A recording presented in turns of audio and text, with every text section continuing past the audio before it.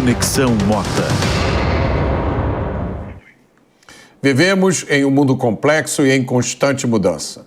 No Conexão Mota, eu recebo convidados especiais para falar de temas que afetam sua vida e seu futuro, sempre em linguagem clara e buscando a verdade. Hoje, eu recebo os promotores de justiça Leonardo Augusto e Felipe Rigueira para tentar esclarecer uma dúvida que persiste há décadas no nosso país. Por que a justiça criminal brasileira frequentemente se esquece das vítimas? É possível afirmar que isso acontece porque o criminoso é quem acaba se beneficiando com a legislação em vigor no Brasil? E como é possível reverter essa situação? É o que nós vamos tentar descobrir no Conexão Mota de hoje.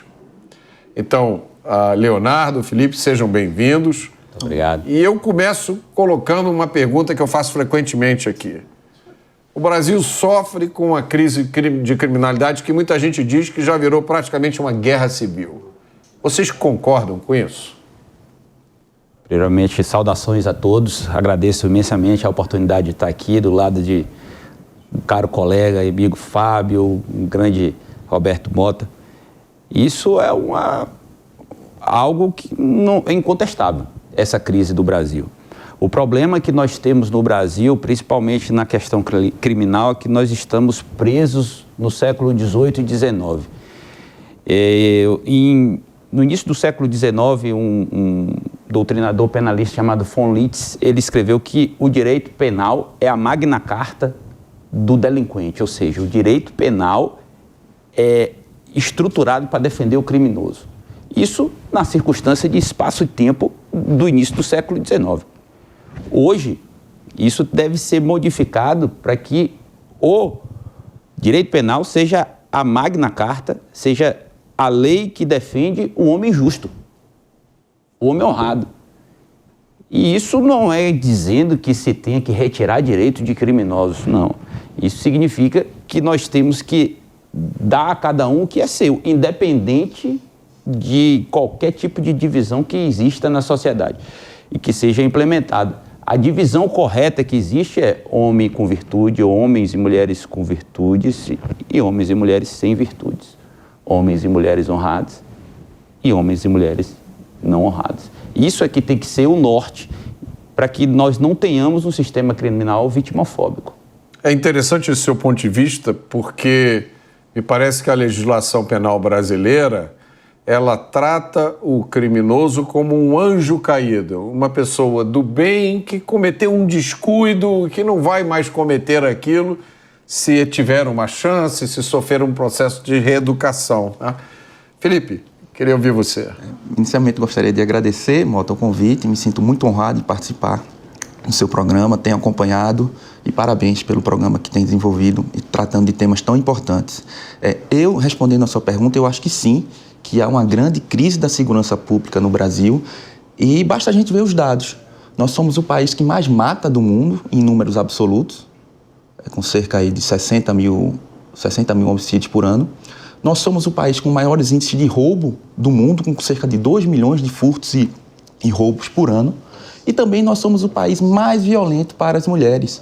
Nós possuímos recordes de crimes sexuais contra as mulheres, agora com recorde de 80 mil estupros por ano, o que a gente não vê em lugar nenhum do mundo, também somos recordistas, violência doméstica, enfim, os números gritam, os dados são dramáticos e comprovam que a gente vive sim uma crise de segurança pública. Inclusive eu assisti uma apresentação sua em que você diz que esse número, que já é absurdo, de 80 mil estupros por ano, é subdimensionado. Isso é uma grande cifra negra em relação aos crimes sexuais, porque muitas vítimas preferem não procurar os órgãos de persecução penal, registrar. E um estudo do IPEA, que comparou dados do Ministério da Saúde, porque essas vítimas acabam procurando a rede de saúde e não a rede policial, e fazendo a comparação com esses dados, estimou-se que esse número é reduzido em cerca de 10 vezes, ou seja, estima-se que, na verdade, temos 800 mil crimes sexuais todos os anos no Brasil. Então, quer dizer, o Instituto Gallup tem um estudo interessante apontando que somos o país mais violento para as mulheres de todo o mundo. e, no entanto, os criminosos sexuais no Brasil têm o mesmo tratamento que qualquer outro criminoso, né? Mota, é interessante a gente observar porque um criminoso sexual no Brasil, ele pode ser condenado a uma pena privativa de liberdade em regime de semi-liberdade. E quando a gente analisa ordenamentos jurídicos dos chamados países civilizados, países europeus, em nenhum, Mota, a gente consegue encontrar algum país que permite que um agressor sexual, ou seja, de um indivíduo que estuprou uma mulher que está caminhando em via pública, foi condenado a um regime de semi-liberdade, ou seja, uma parte da pena cumprida no estabelecimento prisional e durante o dia ele possa ter acesso ao meio comunitário. Isso não existe em lugar nenhum no mundo.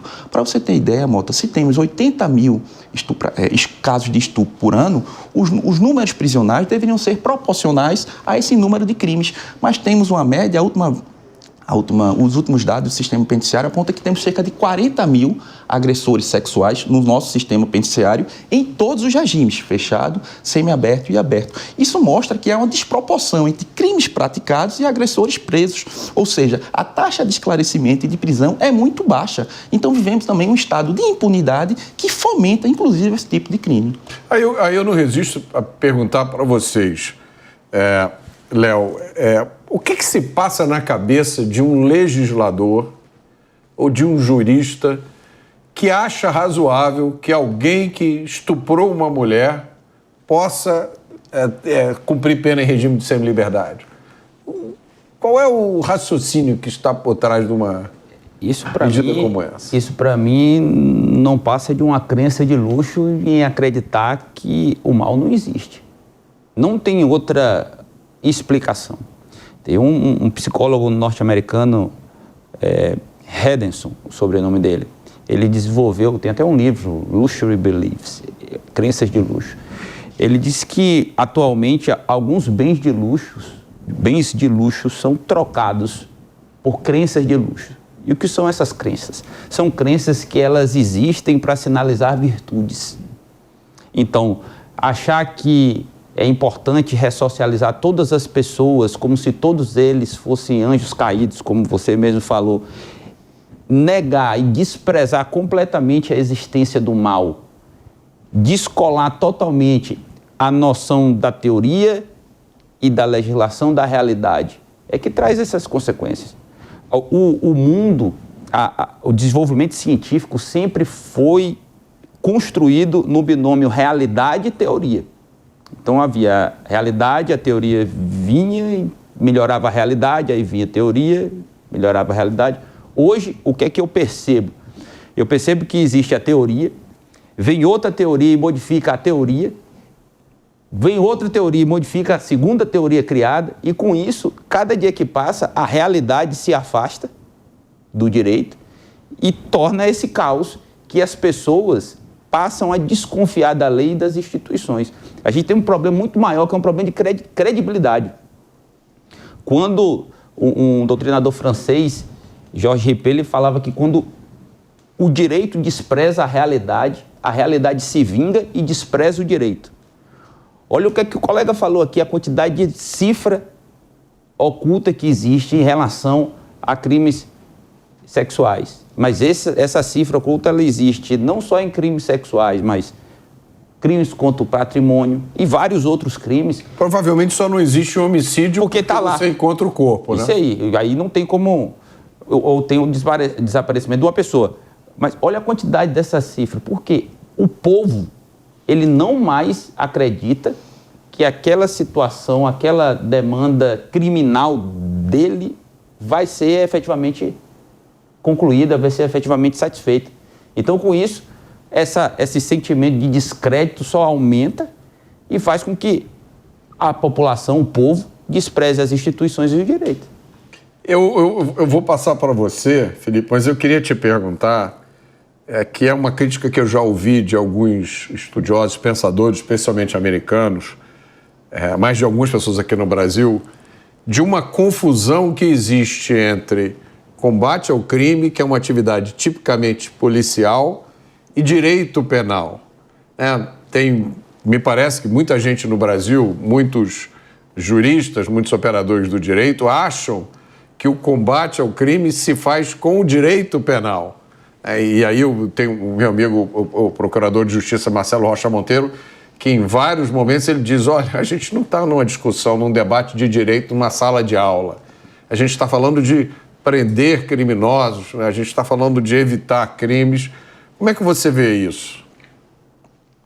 Mota, o direito penal é uma construção, uma longa construção civilizacional, desde a Idade Antiga até a estruturação de um grande castelo. Vamos imaginar que o direito penal é um castelo, cujos alicerces foram implantados na Idade Antiga, lá com os filósofos gregos, até o século XVIII, com a escola clássica.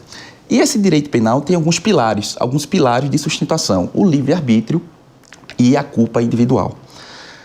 Dentro desse contexto, surge a sanção penal como a resposta, como um castigo proporcional àquele indivíduo que optou livremente por praticar um crime, é o chamado livre-arbítrio.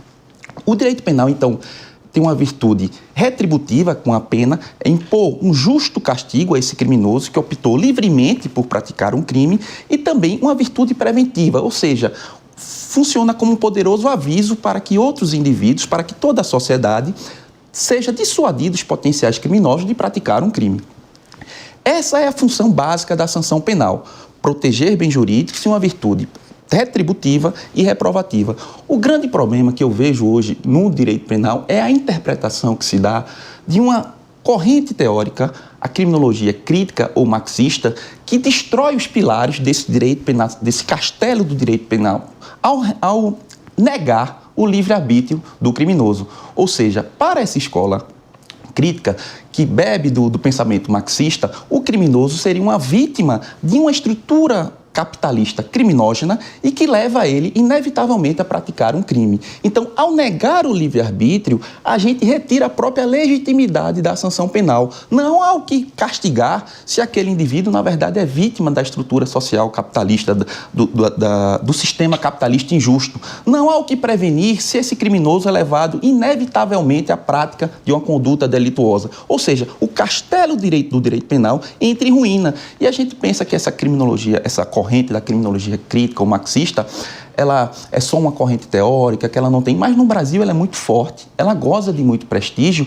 e ela tem predominado, inclusive, nas academias. Eu tive a oportunidade de ler, inclusive, o Plano Nacional de Política Penitenciária, do Conselho Nacional de Política Penitenciária, e a própria bibliografia desse plano apresenta doutrinadores como Niels Christie, um norueguês abolicionista penal, Zaffaroni, abolicionista penal, Alessandro Barata, Máximo Pavarini, todos eles representantes dessa escola crítica que deslegitima completamente o direito penal e a pena privativa da liberdade como meio de controle do crime. Então eu acho que essa sua pergunta se responde mais. O direito penal tem uma função protetora de bens jurídicos, protege bens jurídicos e também limita o poder do Estado. Mas a partir do momento em que essa função protetora é deslegitimada pelos próprios operadores do direito, então só resta para essa corrente de criminologia crítica, limitar ao máximo a aplicação do direito penal. Então, o direito penal serviria apenas para limitar ao máximo o poder punitivo, esquecendo a necessária proteção da sociedade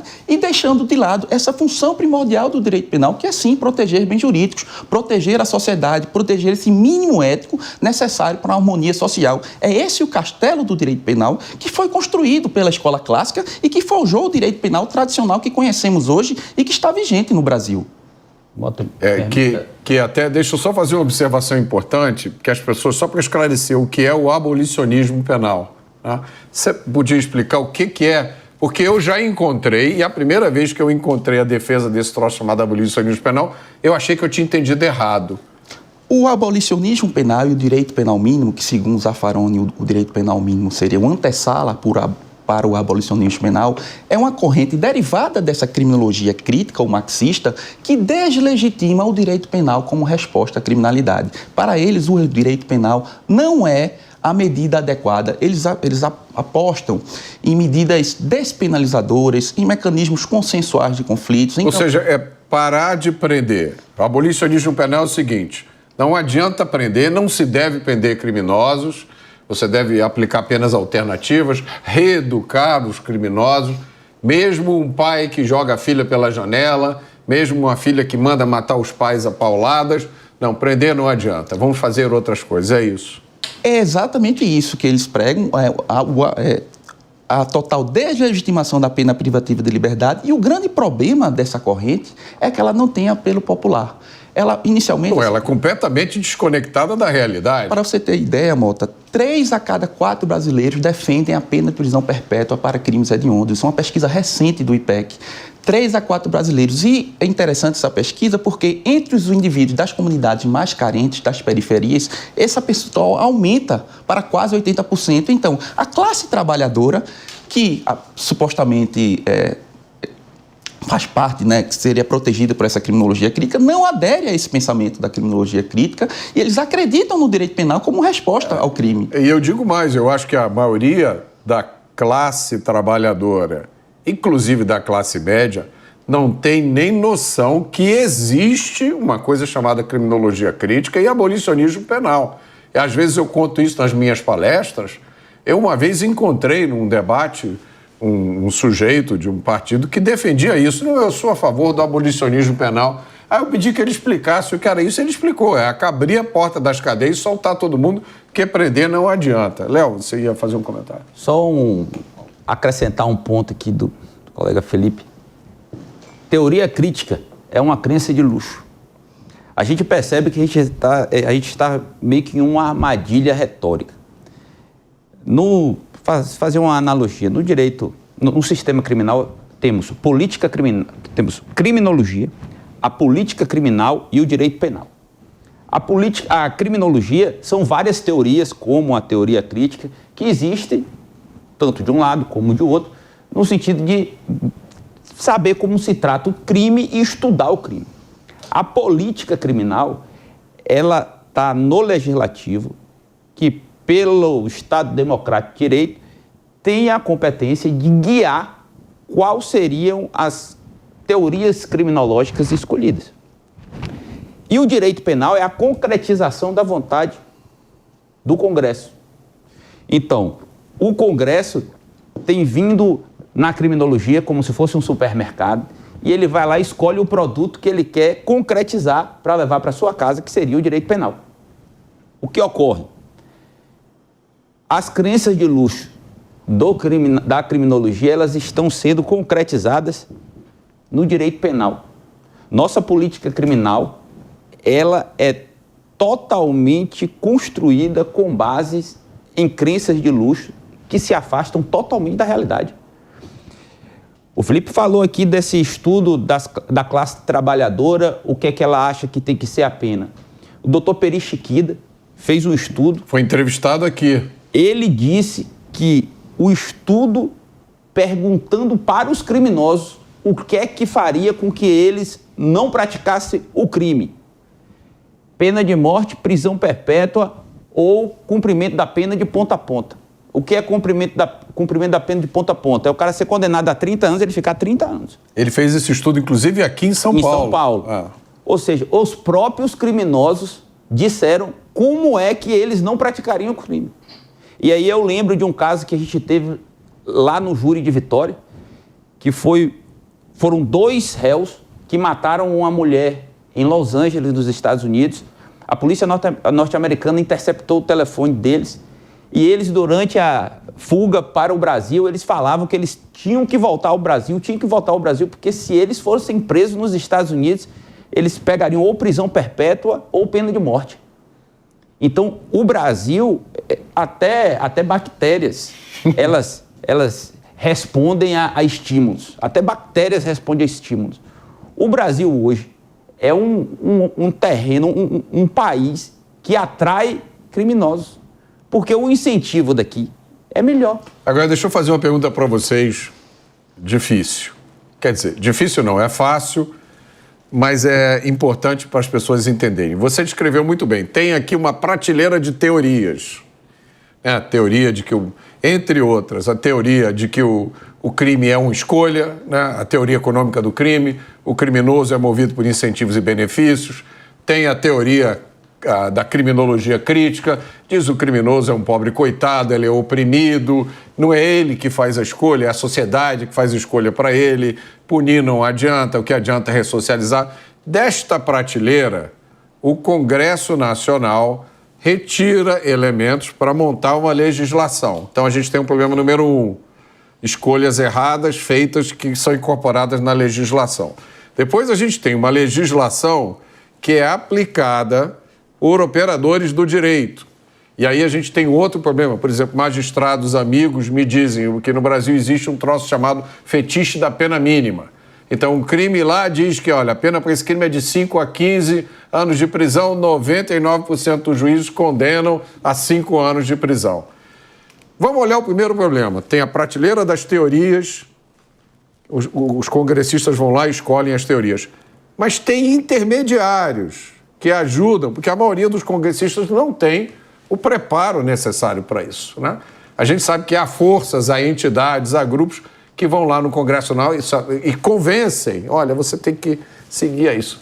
Como é que isso funciona, esse processo de escolha da teoria e transformação disso em legislação? Mota, eu gostaria, antes de pontuar, é que essa corrente teórica, que foi bem explicado pelo colega Leonardo, é uma das correntes teóricas. Mas o direito penal brasileiro, ela não incorporou a produção doutrinária dessa criminologia crítica. Nós temos um direito penal ainda que acredita na retributividade, isso está lá no artigo 59 do Código Penal, e na prevenção e na pena privativa de liberdade como resposta à criminalidade.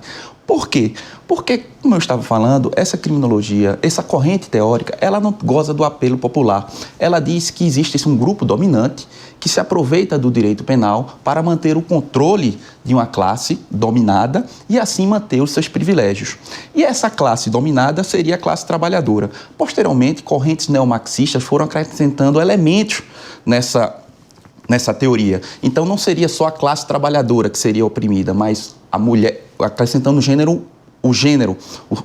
o homem capitalista que seria o opressor. Posteriormente, foi acrescentado outro fator, a cor, o homem capitalista branco que representaria esse grupo opressor. E agora já há correntes mais recentes que inclusive acrescentam o elemento religião, o homem capitalista branco, cristão ou judeu que representaria esse grupo dominante que utilizaria o direito penal e a pena privativa de liberdade para controlar esse grupo dominado e manter seus privilégios. Mas nem as mulheres, os brasileiros de todas as cores e nem a classe trabalhadora aderiu. E eles é que votam, que exercem a soberania popular, que elegem os seus representantes. E o nosso Congresso Nacional, que é um grande centrão, ele até tem produzido normas nesse sentido. E o que é que... atendendo essas aspirações populares. Obviamente que há distorções claras em relação a penas reduzidas, o nosso sistema de execução absolutamente carnavalizado, mas, regra geral, ainda se acredita no direito penal. E o que é que esses criminólogos, o que é que esses teóricos que constam lá na própria bibliografia do Plano Nacional de Política Penitenciária, eles defendem uma releitura. É como se essa guerra fosse ganha nas cabeças dos operadores de direito. Já que não é possível a gente ganhar através da democracia, dos instrumentos democráticos, através de mudança de lei penal, porque o Congresso Nacional representa a vontade popular, pelo menos a média, o que é que eles... Vamos fazer uma releitura crítica do direito penal, uma releitura crítica do direito processual penal, uma releitura crítica do sistema de execução penal. Ou seja, não é necessário mudar as leis, basta que essa guerra seja ganha nas cabeças de quem? Dos operadores de direito. E aí é que entra o papel da academia, o papel da formação dos juristas, dos operadores do direito no Brasil, influenciados por essas correntes de origem marxista que desacreditam o direito penal e fazem com que o juiz acredite que quando ele condena, ele está fazendo o papel de algoz e que ele está condenando uma vítima e não um criminoso. Mota, no sistema judicial em equilíbrio, o juiz tem que dormir tranquilo quando ele condena, quando há provas, porque ele está fazendo um bem, o conceito de justiça está atrelado ao bem, e bem quando absolve, quando não há provas. E o que é que essa corrente quer? Ela quer incutir nos operadores do direito de que o criminoso, na verdade, é uma vítima e que toda condenação é injusta, porque aquele criminoso está apenas reagindo de uma forma legítima a essa estrutura social injusta, a essa estrutura capitalista opressora. Então, por isso que o magistrado francês Georges Fenech, ele dizia que essa guerra contra a criminalidade também é uma guerra intelectual, é uma guerra que passa pelas cabeças dos operadores de direito. Porque não adianta mudar as leis se os intérpretes especialmente nossos tribunais superiores, aderem a uma linha que desacredita o próprio direito penal e a pena privativa de liberdade como resposta à criminalidade. Sem dúvida, mas eu vou passar para o Leonardo acrescentando só uma percepção minha, que várias dessas coisas que você mencionou como componente dessa... É uma guerra cultural, né? A gente não viu recentemente sendo transformada em lei, por exemplo, a mulher, quando é presa e está grávida, pode ter a sua liberdade facilitada pelo fato de estar grávida, o que naturalmente faz com que criminosas prefiram estar grávidas, porque sabem que vão ser tratadas de forma diferente, né?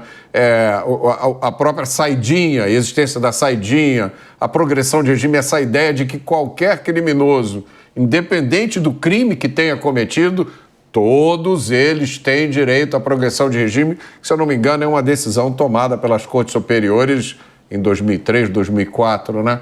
É lógico, existe também essa percepção, e eu percebo, já notei isso muito em conversas com magistrados, até com policiais. Eu já encontrei policiais que me disseram, eu não acredito mais em prisão. Eu fiquei pensando, meu Deus, o policial que não acredita em prisão, ele tem que pedir demissão e trabalhar como professor, como alguma coisa. Fala, Léo. Isso que o Felipe falou é importantíssimo. A questão, e aí volta ao que eu disse sobre a armadilha.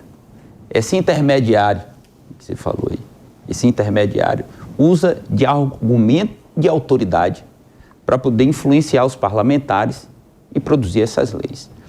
Então, o que é que acontece? É como se os arquivos que estão na nuvem da mente de cada um de nós, eles fossem selecionados, de modo que não se mostra outro tipo de doutrina, outro tipo de realidade na academia. A gente não existe... E até as estatísticas não se produzem determinados tipos de estatísticas. Até as estatísticas. Então, o imaginário acadêmico, hoje, ele é voltado para que, se o estudante passa no concurso de juiz, ele se sinta mal em condenar. Eu fui dar uma palestra em uma determinada faculdade lá em Vitória, que o professor apresentou o Ministério Público como a instituição que faz a máquina de moer gente girar. Por quê? Porque a gente pune o criminoso. A nuvem, os arquivos que estão no nosso imaginário hoje, eles são todos voltados para que se tenha pena e compaixão do criminoso. Exatamente. Pode olhar na arte, nos filmes, o nome dos casos. Eu trabalho no Júri Vitória. A gente fez um trabalho lá de modificar o enfoque que era dado aos processos de repercussão. Antes dos processos de repercussão, tinha o caso e o nome do réu. Hoje, em Vitória, nós colocamos o caso e o nome da vítima. Porque a vítima que tem que ser protagonista. Então vamos aproveitar e vamos entrar nesse assunto. Uma das coisas que eu percebi, eu sou engenheiro civil, não sou operador de direito, não sou nem bacharel de direito. Eu comecei a estudar o assunto de segurança pública para tentar entender por que no Brasil acontece essa tragédia. E uma das primeiras coisas que eu descobri é o seguinte: a vítima some. Você é vítima de um crime, você vai na delegacia, se for o caso, faz o registro e depois acabou. Você não tem mais nenhuma informação sobre o que acontece, você não recebe nenhum tipo de reparação, você não tem nem hoje negado a você o direito de se indignar contra o criminoso. Se você reclamar contra o criminoso publicamente, você pode até ser vítima de um processo criminal.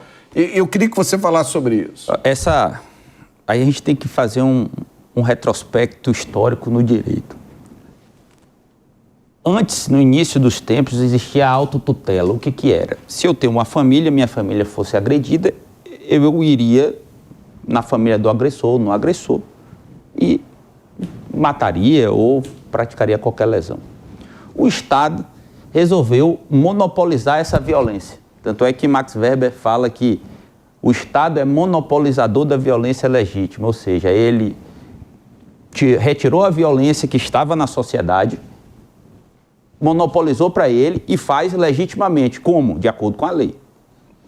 Então, passou-se da autotutela para neutralidade em relação à vítima. Só que a partir de um certo momento, o Estado ficou com medo de ser Estado e com vergonha de ser Estado. Porque a violência é um dos instrumentos do Estado para a pacificação social. Só que a violência é legítima, de acordo com a lei. Colocar uma pessoa na prisão é um ato de violência, tanto é que se não for respaldado na lei é crime. O Estado passou a ter vergonha de ser violento. Resultado, desprezou completamente a vítima hoje é unicamente um meio de prova. Nada para a vítima, agora que começou a iniciar uma fase de redescobrimento da vítima, muito tímida, por sinal, mas mesmo assim já começam a ter possibilidade de indenização no processo criminal, possibilidade de comunicação da vítima quando o réu, o criminoso saia da cadeia. No entanto, o que é que a vítima quer? A vítima quer acolhimento. A vítima quer que ela tenha benefícios, incentivos restaurativos do crime que ela sofreu. E hoje ele não existe. Não existe no incentivo. A vítima hoje, ela, em um crime que existe uma prisão em flagrante, por exemplo, um roubo, em 24 horas o criminoso ele vai ser ouvido numa audiência de custódia. E a vítima ela é ouvida na delegacia e depois ela só vai ser ouvida em juízo. O criminoso, se ele tiver qualquer problema de saúde, mental, dentário, ele vai ter esse acesso à saúde. A vítima, ninguém, nem ONG e nem Estado, procura para a vítima assim, como é que está seu psicológico? Como é que está a sua situação? Você precisa de alguma coisa? Então, esse desprezo da vítima faz com que o povo comece a desacreditar, aí vem as cifras ocultas, e o que eu chamo lá, às vezes no júri, é uma reintegração de posse da violência. Observa a quantidade de linchamento, como eles estão crescendo. Observa a quantidade de tribunal do crime, como está crescendo esse índice de crimes praticados pelo tribunal do crime. E com isso vai acontecer o quê? O povo vai começar a parar de ligar 190 e ligar para a polícia e vai começar a procurar meios alternativos de resolução desse conflito. E o meio alternativo que eles estão conseguindo agora é procurar o tribunal do crime.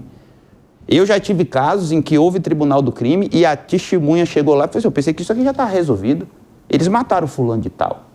Olha a grandiosidade que é isso. Teve um episódio muito famoso no Rio de Janeiro, né, de 3 médicos que estavam num quiosque na beira do mar, estavam atendendo uma convenção lá, inclusive um dos médicos é irmão, parente de uma deputada do PSOL, se eu não me engano. Os 3 foram assassinados por engano, numa região nobre, na beira-mar, na frente de câmeras, e no dia seguinte os assassinos apareceram mortos a mando do Tribunal do Crime. Sim, ou seja, o Estado ficou com medo de ser Estado e o povo começou a reintegrar ilegitimamente essa violência que o Estado prometeu usar para dar a paz social.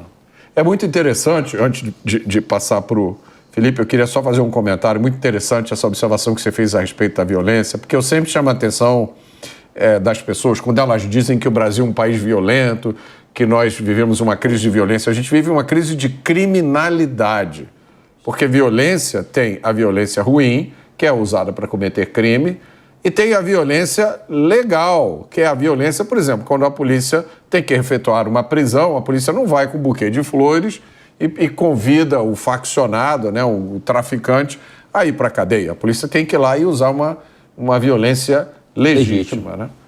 Felipe. Eu acredito que a vítima no Brasil realmente ela é esquecida.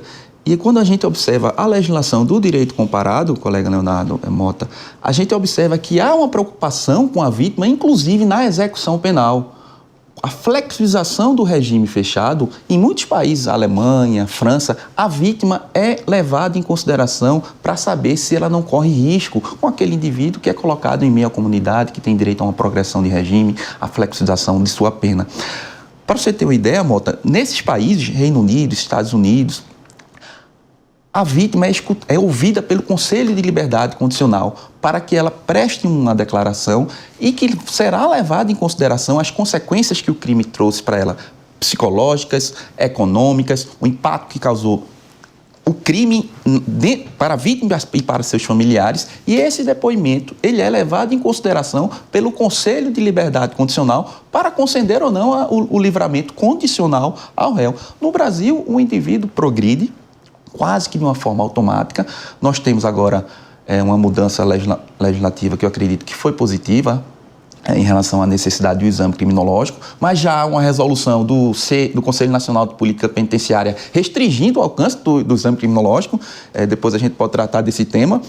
Mas agora nós temos o exame criminológico, mas enfim, o sistema de execução penal não faz nenhuma menção à preocupação com a integridade física e psíquica das vítimas de crime determinado durante a execução penal. Em nenhum momento a vítima é consultada? Nenhum momento a mulher que foi vítima de um estupro brutal, violento, está traumatizada pro resto da vida, o agressor dela vai ficar preso quanto? 4, 5 anos, tipicamente? Fica preso quanto 4, tempo? 5 anos é uma estimativa muito... Não, a pena mínima para o crime de estupro é de 6 anos e no regime fechado isso é cerca de 40%, mas com a remissão, uns 30% da pena, 2 ou 3 anos ele fica em regime fechado. Para você ver, um agressor sexual, depois de 2 ou 3 anos, vai ser autorizado a estudar, não é? Porque ele tem essa autorização. Ou seja, ele vai sair. Vai sair e é capaz de encontrar com a vítima na mesma universidade. E a vítima que foi vítima desse estupro violento, que está condenada a uma sentença perpétua de sofrimento,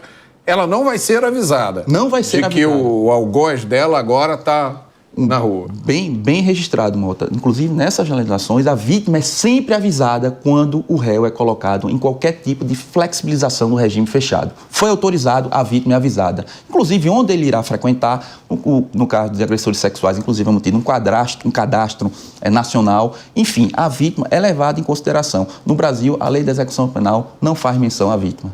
Eu quero depois fazer uma pergunta para você. Eu quero fazer uma agora para o Léo, depois eu vou voltar para você, porque eu sei que você tem um trabalho de comparação.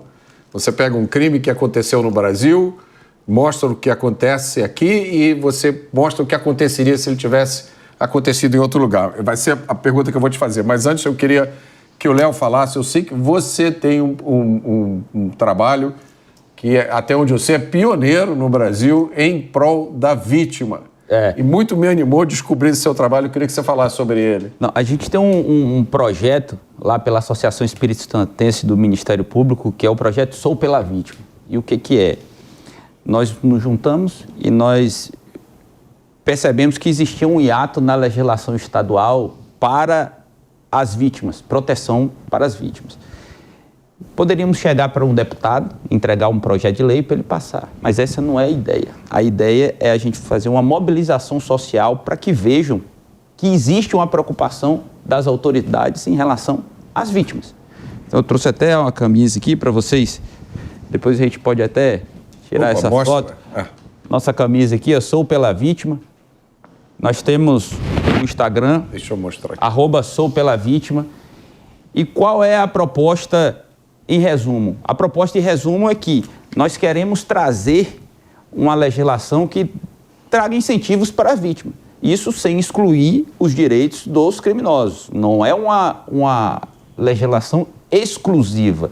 Então, por exemplo, assim como existe um incentivo ao trabalho aos criminosos, aos condenados, aos egressos, a gente colocou nesse projeto de lei que exista também um incentivo para a participação da vítima no mercado de trabalho. Ressarcimento, fomenta o ressarcimento da vítima. Benefícios fiscais a pessoas que foram vítimas de crime. E isso tudo sem nenhum tipo de incremento de orçamento, nada. Só para trazer uma visão voltada para a vítima. Para que o sistema criminal seja vitimocêntrico e não vitimofóbico. Essa é a nossa função, a nossa missão. E para isso a gente precisa de 30 mil assinaturas de eleitores do Espírito Santo para que possamos levar isso para a Assembleia Legislativa. Isso aí é um trabalho que nós estamos fazendo, inclusive é a primeira lei de iniciativa popular estadual e a gente está levando a cabo e fica aí a sugestão para outros estados também que se queiram fazer, que quem queira fazer, possa fazer igual. A ideia é, nós precisamos retirar a vitimofobia do sistema criminal. É muito interessante isso que você está falando, porque de vez em quando a gente topa com algumas iniciativas que afrontam profundamente o nosso senso de moral e nós não conseguimos nem expressar a nossa indignação porque nós somos calados por essa hegemonia do pensamento crítico, da criminologia crítica, né? Por exemplo, eu acho um dos maiores absurdos iniciativas, eu já vi pelo menos duas, de criação de cotas para empregos em empresas que prestam serviços públicos para ex-criminosos. Mas por quê? O sujeito que comete um crime, ele ganha o direito de ter preferência para conseguir um emprego, né? Porque a vítima não tem esse direito na frente do criminoso. Um dos itens desse projeto de lei é esse. Existe uma lei no Espírito Santo que 5% das obras públicas elas precisam ser preenchidas por egresso. Nisso a gente tem dois problemas. O primeiro problema é da distância. Não existem CDP ou penitenciárias próximas. Então, uma pessoa que vai fazer uma obra pública em local distante já não consegue preencher essa cota. O segundo problema é a liberdade do empresário. O empresário ele pode escolher se ele quer preencher aquilo com vítimas ou com egresso. Não existe problema nenhum, nem preconceito, nem discriminação nenhuma com quem acredite na ressocialização do preso. Mas existe também aquelas pessoas que fazem por imposição legal. E por que não incentivar também para empregar as vítimas de crime? A gente precisa fazer com que essa ideia fure essa bolha da hegemonia e exista no imaginário popular. Hoje, no imaginário popular, não vai dar nada não. Esse não vai dar nada não é que precisa ser retirado desse imaginário popular para que a vítima ela seja a protagonista do crime. Eu achei excelente isso, Leonardo. É uma discussão que eu acho que tem aspectos morais que são menosprezados. E eu vejo dois problemas sérios com essa história de reservar vagas para ex-criminosos. Não se trata de falta de compaixão. Eu gostaria que todos os brasileiros tivessem trabalho, inclusive as pessoas que cometeram crimes e já cumpriram a sua pena. Mas quando você reserva vagas para criminosos, acho que você está mandando duas mensagens profundamente equivocadas. Primeiro, é a de que o criminoso cometeu o crime porque não tinha emprego. Então agora eu vou arrumar um emprego para ele não cometer mais crimes. Mas crime é escolha. Muitos criminosos cometem crimes mesmo tendo emprego. A gente vê uma variedade enorme de crimes que a pessoa cometeu. O professor Perisquida tem um trabalho que mostra que 50% dos criminosos cometeram crimes, os 50% dos criminosos do estudo dele cometeram crimes enquanto tinham imóveis em seu nome. Então não eram pobres coitados, né? Crime é uma questão de escolha, né? Mas aí vem do aprisionamento dessas teorias que são crenças de luxo. A gente vai ter que sempre citar o professor Perisquida porque o estudo dele foi fantástico. O estudo dele comprovou cientificamente que vincular pobreza com criminalidade é negacionismo. É você desprezar a realidade e desprezar um estudo científico. E como ele sempre fala nas palestras dele, a pesquisa dele está aí e está aberta para contestação. Podem contestar. As pessoas não entendem que crime é uma escolha e vincular pobreza a crime é um preconceito muito grande às pessoas humildes que são honradas e que trabalham todos os dias arduamente para sustentar sua família. Eu falei isso recentemente por uma grande autoridade da segurança pública do governo brasileiro, porque ele fez um comentário dizendo que no Brasil o combate ao crime não podia ser muito rigoroso, porque afinal a maioria das pessoas não tem acesso à educação. E eu perguntei, vem cá, e os chefões das facções criminosas? São, por acaso, pessoas analfabetas, sem educação? Porque eles comandam organizações sofisticadíssimas. E a maioria dos pobres não comete crime. Como é que o senhor responde a isso? Aí ele, não, veja bem. Agora tem o outro aspecto que eu acho que é muito relevante em relação a essa história de vamos criar oportunidades. Inclusive tem um caso que me choca muito, que foi uma menina chamada Maria Cláudia Delisola, que foi assassinada em Brasília pelo caseiro, que trabalhava para os pais dela, pelo caseiro e pela esposa do caseiro. Ela foi estuprada pelo caseiro com auxílio da mulher do caseiro e os resultados a gente sabe, ficaram pouco tempo presos, mas o mais chocante do final dessa história é que essa assassina quando ela saiu do sistema prisional, arranjaram um trabalho para ela no governo do Distrito Federal. Então tem o segundo aspecto dessa questão moral, que é o seguinte: o criminoso cometeu um crime, uma das consequências disso é o estigma que ele fica depois. Você não vai se livrar nunca de ser um ex-criminoso. No Brasil parece que se quer apagar isso, né? Você quer limpar, lavar o criminoso e apresentar o criminoso como se ele tivesse a mesma estatura moral de todos nós. É evidente que não tem. Você fez uma escolha, você cometeu um crime, você pagou por isso do ponto de vista jurídico, mas do ponto de vista moral, meu amigo, você continua sendo um ex-criminoso. Aí parece que o Estado brasileiro faz todo tipo de esforço possível para que a gente esqueça isso. Mas, Felipe, eu queria que você falasse sobre esse trabalho interessantíssimo que você faz de... Como é que a gente pode chamar isso? É uma análise comparativa de aplicação da justiça. Uma análise de direito comparado. A gente pega casos concretos e analisa o que aconteceu no Brasil, e aí a gente escolhe um país civilizado, um país do continente europeu, e até os nossos irmãos sul-americanos, Chile ou Argentina, e demonstra qual seria o tratamento penal dado nesses países. E aí a gente tem vários casos de repercussão que a gente trabalha, e a gente pode citar inúmeros: o caso de Elisa Samúdio, Isabela Nardoni, o caso do menino João Hélio no estado do Rio de Janeiro, que foi arrastado durante 7 quilômetros, os criminosos condenados a 40 anos, cumpriram 10, um deles cumpriu 10 anos, foi para regime semiaberto domiciliar e fugiu logo depois e voltou a praticar assaltos. Então a gente faz essa comparação para demonstrar, tendo geralmente como base o crime de homicídio, que é um dos mais graves do ordenamento jurídico, ou latrocínio, e mostra o que aconteceria nesses países. Em todo o continente dos países da Europa que pertencem à União Europeia, à exceção de Portugal e Croácia, todos aplicam prisão perpétua para crime de homicídio. Todos. A Croácia, pena máxima de 50 anos de reclusão, e Portugal, 25. Os demais, todos aplicam prisão perpétua.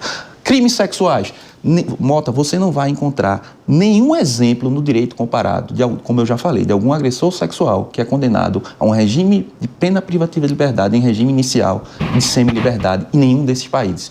E no Brasil ocorre. E aí a gente vai trabalhando para mostrar para a população, para o cidadão comum, que a nossa legislação é extremamente desproporcional. Nossas penas são demasiadamente desproporcionais à gravidade do mal, com base no direito comparado. Nós temos aí o exemplo do Japão, que aplica inclusive a pena de morte, né? Aí o brasileiro faz: mas isso é violação dos direitos humanos. Quem é que viola direitos humanos?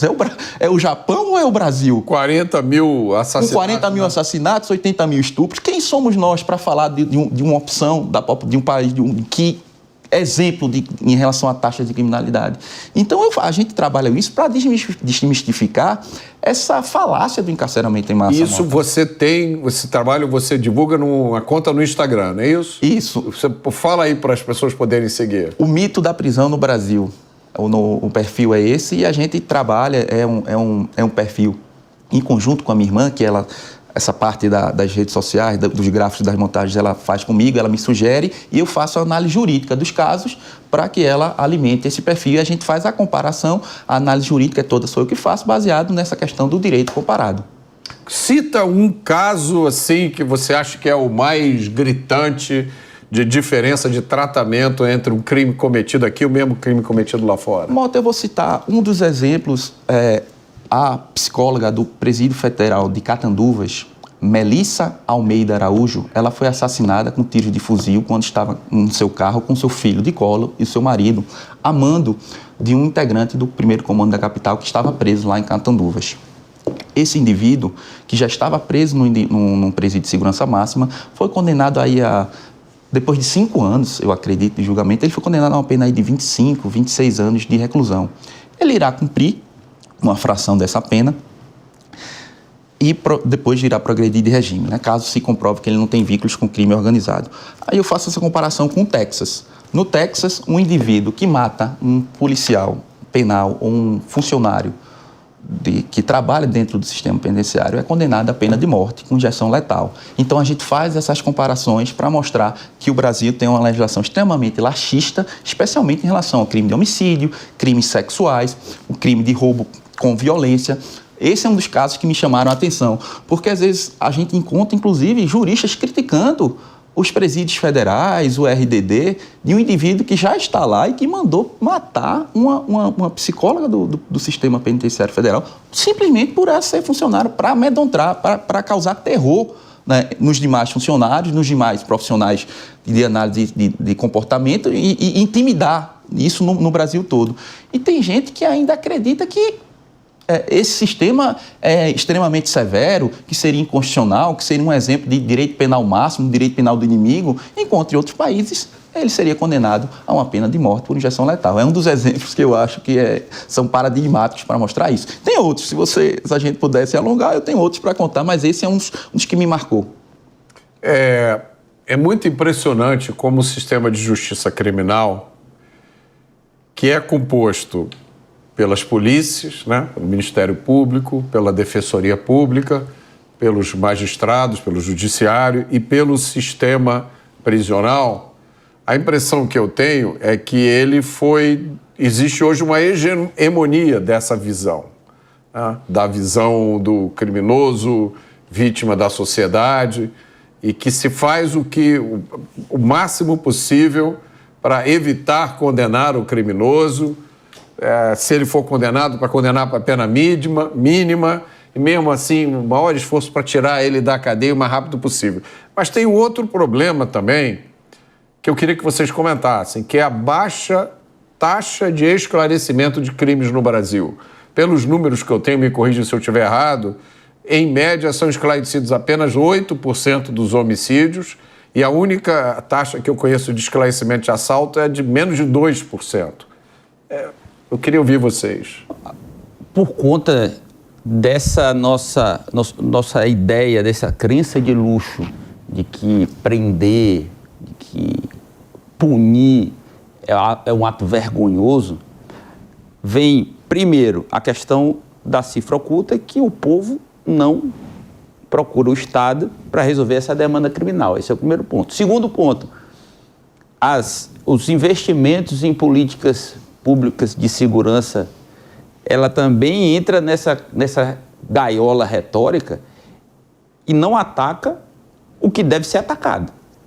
Então, por exemplo, os índices de homicídio, 8% de esclarecimento de homicídio, enquanto no Chile é quase 100%, é 90 e poucos por cento de taxa de esclarecimento, sendo que o Chile e o Brasil não são países diferentes, muito diferentes em relação à estrutura. A política pública hoje ela está sendo voltada para acompanhar esse pensamento laxista, esse pensamento baseado na teoria crítica e não enfrentando de forma concreta. Ou seja, é a busca de criar uma situação na realidade que justifica a teoria. Justifica a teoria. Aí você fica dentro da retórica, dentro daquela gaiola retórica e não resolve. Mota, vamos trabalhar com... Você mencionou uma taxa de esclarecimento de 8%. Vamos trabalhar com a melhor das que eu já vi em pesquisas, de 35%. Tomando com esse patamar. Isso é de algum estado específico? Nacional, uma média nacional de 35% de taxa de esclarecimento em homicídios. Quando a gente compara com a Europa, a taxa de esclarecimento do continente europeu, baseado em um estudo publicado pela ONU, está aí acessível ao público, é de 92% de taxa de esclarecimento em homicídios, enquanto no Brasil é 35%. Mas ainda temos outro componente, que é a taxa de efetiva responsabilização do criminoso, porque essa taxa de 35% é de taxa de esclarecimento de crimes, que o criminoso é identificado, você descobre quem matou, quem foi e é apresentado uma acusação formal pelo Ministério Público. Mas há um estudo interessante publicado pelo CNJ em 2019 que mostra que desses crimes que foram esclarecidos, apenas 48% geram condenação efetiva. Em 52% dos casos ocorrem ou a absolvição ou a extinção da punibilidade pela prescrição, ou seja, pela demora no julgamento e o crime acaba sendo prescrito. 52%. Em alguns estados, a taxa de prescrição acaba alcançando 40%, um percentual de 40%. Então, se nós retirarmos a taxa de esclarecimento de 35% e considerarmos ainda a taxa de condenação de 48%, isso vai dá um resultado de cerca de 20% de efetiva responsabilização. Ou seja, a cada 100 homicídios no Brasil, apenas 20 geram efetiva responsabilização. Isso mostra um estado geral, né, de impunidade que vigora no Brasil, mas ainda tem outro fator, Mota. A pena no Brasil, como eu já havia explicado, é uma virtude retributiva e preventiva. E para que ela cumpra essas funções, ela precisa estar assentada em 3 pilares.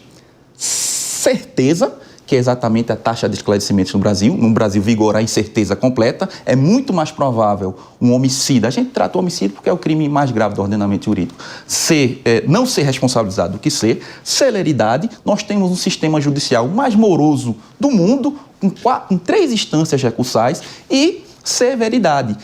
Há uma discussão a respeito de qual desses 3 fatores seria o mais importante, mas há um consenso de que os 3 são importantes e tem que agir em coordenação. No Brasil, somos recordistas negativos nesses 3 pilares. Não esclarecemos os crimes, então você mencionou a taxa de crimes patrimoniais baixíssima, menos de 10%, não esclarecemos homicídios. Quanto à celeridade, esse estudo do CNJ mostra que o tempo médio de tramitação do processo, conclusão de um processo em primeira instância no Brasil é de 4 anos e meio, processo de homicídio, eu me refiro, 4 anos e meio. Mota, uma advogada em Londres, ela caminhava em via pública em junho de 2022, Zara Allen, o nome dela. Em junho de 2022, ela foi abordada por um agressor sexual e acabou sendo assassinada. Em dezembro de 2022, menos de 6 meses depois, o agressor foi condenado à prisão perpétua, sem direito a recurso em liberdade. Ou seja, 6 meses. No Brasil, o tempo de conclusão de um processo de homicídio em primeira instância é de 4 anos e meio. Na Alemanha, nos meus estudos, eu estava pesquisando tempo, acessando o Ministério, eu encontrei uma notícia que a Associação de Juízes Alemães estava perplexa, preocupada, porque o prazo de conclusão de um processo criminal na Alemanha, em primeira instância, aumentou de 6 meses para 8 meses. Na Espanha, o prazo de conclusão de um processo de homicídio é de 1 ano e 6 meses. No nosso vizinho sul-americano, Chile, 2 anos e 5 meses. No Brasil, é 4 anos e 6 meses apenas em primeira instância. E desses, somos o único que possuímos ainda 3 instâncias recursais. Então, no Brasil, é muito comum que um homicida seja responsabilizado cerca de 1 década depois do crime, quando é encontrado, porque aí encontra outro fator, a quantidade de mandados de prisão em aberto, quase 350 mil mandados de prisão em aberto de criminosos que estão foragidos. Muitas vezes eles aguardam o processo de liberdade, quando chega a condenação. E, por fim, temos o elemento severidade, que, como eu já expliquei, no Brasil nossas penas são absolutamente desproporcionais. Ainda que superemos a barreira da certeza, que no Brasil vigora a incerteza, da celeridade, que no Brasil vigora a morosidade, quando chegamos na efetiva condenação, temos penas absolutamente desproporcionais, né, brandas, que não refletem a gravidade do crime praticado. Então, esses 3 pilares no Brasil, certeza, celeridade e severidade, nós batemos recordes mundiais negativos. E a gente ainda tem que escutar que o criminoso é um pobre coitado e que o Brasil é um país que prende demais. Eu queria agradecer a presença de vocês aqui. Muito obrigado, Leonardo, Felipe. O tempo voa e o Conexão Mota fica por aqui. E para você que gosta do jeito Jovem Pan de Notícias, não deixe de fazer a sua assinatura no site www.jp.com.br. Você vai ter acesso a conteúdos exclusivos, análises, comentários e acesso ilimitado ao Panflix, o aplicativo da Jovem Pan. Obrigado pela sua companhia e até a próxima semana.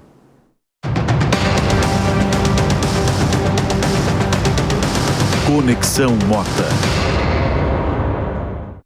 A opinião dos nossos comentaristas não reflete necessariamente a opinião do Grupo Jovem Pan de Comunicação. Realização Jovem Pan News.